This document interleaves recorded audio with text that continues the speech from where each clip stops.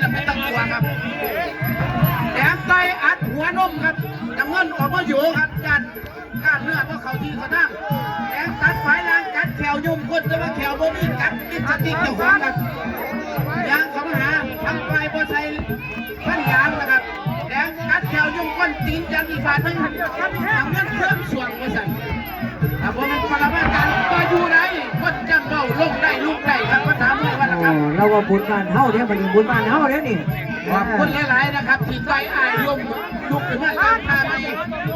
ขันถึงราคาเนี่ยสบายใจครับพี่น้องในเรียนเหมือนทุกคนแต่ว่าขันถึงหลังค่าเราไม่ลงแน่นอนอุ้ยสันติงานสุราเสือกว่าเอาเสือกทำวัลลัมทำมวยครับ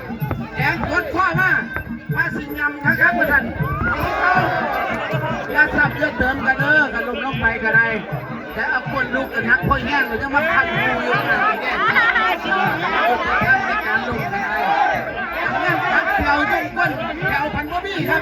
ไปหันไปกับพ่อแย่งแดงมาสิกันครับเป็นขาสั่นครับขาปลุกไฟครับซับไปที่ไทยไทยขาเกี่ยววางเป็นมูทางแหติดบ้างครับดูอยู่อิงติดกันการกัดแถวจุ้งไปครับมาการกัดจ้องแดงกัดจ้องน้ำมันแดงเอาลงไปร่วงแดงจับเพื่อไปที่กันก็มาการเพื่อจับกันจับสองมือเลยแดงกดข้อมากขาเกี่ยวไอ้ปลายงานลงทั้งใจ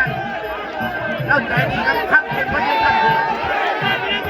นี่ลูกสารภาพครับเปิดโยกับโอ้ยมันยังพอแกงก่อนระวัง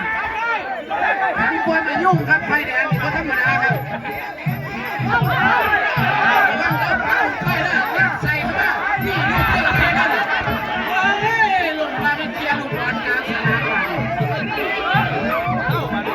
อย่าสั่นอย่าเถินระวังกระเจ้าพยิงทั้งมึงเตะว่าไม่เกียร์น้อยลงทับเรือมาดิลงได้ยกที่2 3ยกหัวยังไม่เห็นนะที่สองอย่างที่มันมีฮะสั่งไปที่เนี่ยพี่โอ้ลูกไปไงลูกลูกไปเลือกพี่ได้ไหมเลือกพี่ได้ไหมพี่สันติกับพี่มานสุราได้เฮึดแล้วคุณหมอเตรียมนะยก2นะอาจารย์สุรศักดิ์ให้เราบอกว่าอะไรกันไปทั้ง2ฝั่งเลยคุณพาเขาพี่ยังใส่หายใจบ่มึงเข้าหายใจอยู่ได้ซื้อหนาตัวหนารักครับเจ็บพันอยู่นี่ยก2รุ่นนี้วันที่11งานภาษีจะเริ่มหัวตะพานผมวางใจครับเพราะมันถึงลำบากทั้งกรรมการลำบากทั้งหมอนะครับและลำบากผมเป็นผู้ขอทุกอย่างครับแล้วไปเขา3เขาพันมันถอยออกมาอย่างเพื่อเห็นได้นะจะเห็นได้นะได้จากเร็วไปเลยแดงใจน้ำมันน้ำตาเปียกลงมาไปใส่บาตรไปวางตีน้ำเราคำนี้ครับเพราะว่าเราได้เปรียบผิวข้ามจำกลัวครับจังหวะในดอกฟ้าคนใจคนจนคุณหมอก็ไปดูแลหน่อยนะก็ต้องว่านะอย่าดมผู้สื่อข่าวเพิ่นเบิ่งเองครับขอบคุณหลายๆครับผิดพลาดประการใดต้องขออภัยพี่น้องครับผมเป็นอาจารย์บอยน้องคุณครับโปรโมเตอร์วันที่11จังหวัดอำนาจเจริญอำเภอหัวตะพานครับค่ายมวยศิษย์ครูเพียงครับขอบคุณมากครับคนเดินทางกลับก่อนก็ขอให้โชคดีครับไปเหนืออย่างข้าไม่ลองไต่ยาให้ข้าน้ำขึ้นเดียวกันเป็นขวาที่บอกคือซอยเขาไม่หรอกต้องไม่ได้ต้องซอยก่อนเลยย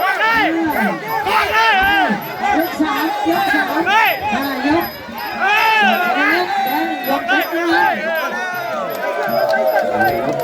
เข่านะครับจากการโยกเพชร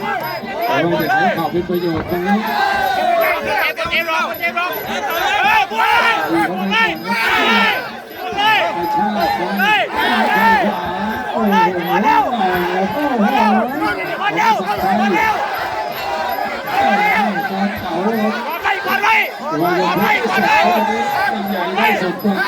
ยก3 เล็กยกเพชรยก3 4 5 ส่งออกไปเก่าแล้วก็ใหญ่ด้วยครับ ร้านยกพิเศษไปใจที่สามเดี๋ยวจะดูนะครับถึงหน้าตัวนี้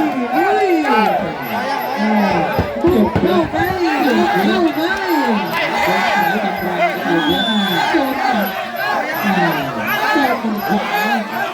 ชายเล็กยกเพ เอา ชร เลยลงที่สองบวกกัน หายใจลงก่อนนะหายใจลงก่อน แล้วขึ้นแล้ว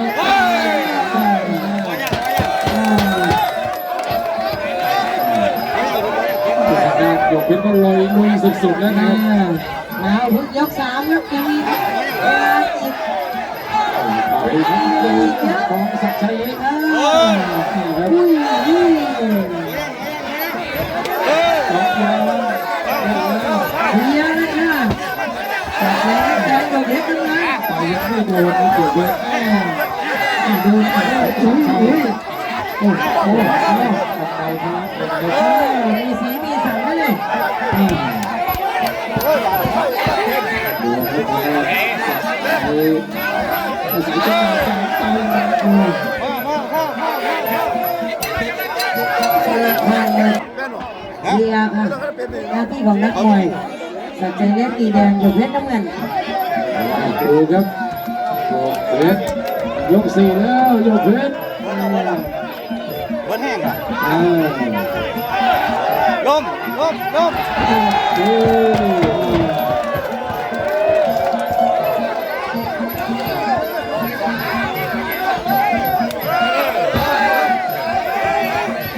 ด้อย่างคุณที่สาว เขาเลยแดงอยู่แล้วล่ะแล้วมันมีได้สูงยาวเท่านั้น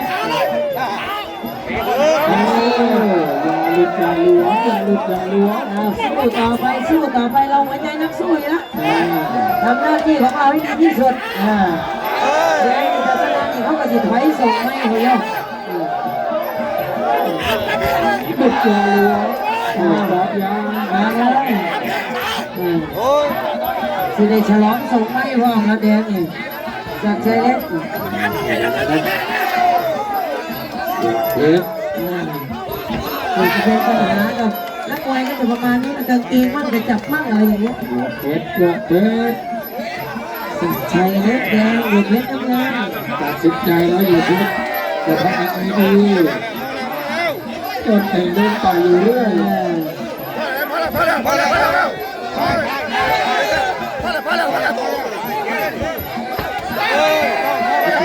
าชื่นชมทำหน้าที่ของตัวเองให้ดีที่สุด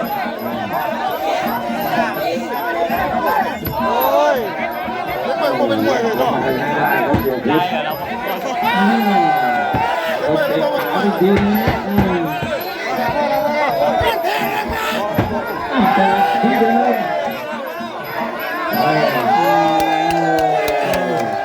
เอาจะที่เดิมเสียร้านบอกว่าเอาละเสียหลักเลย ชื่นชมหัวใจเราละละ โยกเพชรแกสู้ดีจริง ครับ ๆไปที่ศักดิ์ชัยเล็กกอสัมประสิทธิ์ที่